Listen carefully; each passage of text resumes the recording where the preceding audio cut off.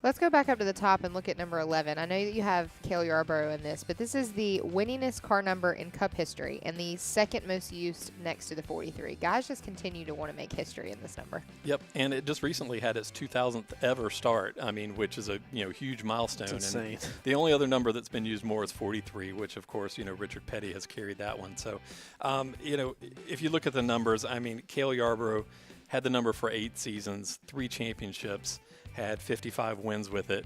But look at the other heavy hitters that are in that list. You have Ned Jarrett, you have Darrell Waltrip, all with just titles and dozens of wins. So it was a tough one to consider, but I think the leaning there is towards Cale Yarborough. Yeah, and you look at the history of that number too. I mean that's one of the most iconic numbers I think we have in our sport.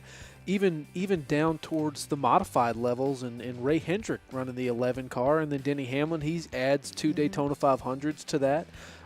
So that's one of the special numbers that we have in the sport, and I think Cale carrying the banner for that number right now only makes sense. Yeah, and Denny Hamlin, to your point, it's a strong honorable mention, but you look at the list of people that have carried that number. I mean, it's just been one of the standouts and one of the iconic ones that we've ever had in our sport. Yeah, and for Denny too. I mean, he started in Cup in the 11 car, and for the foreseeable future, I don't see anybody else running that number. So, I mean, maybe he'll bookend his career in the 11, and certainly that'll put him up there in that conversation even more when we talk about legacy in a car number.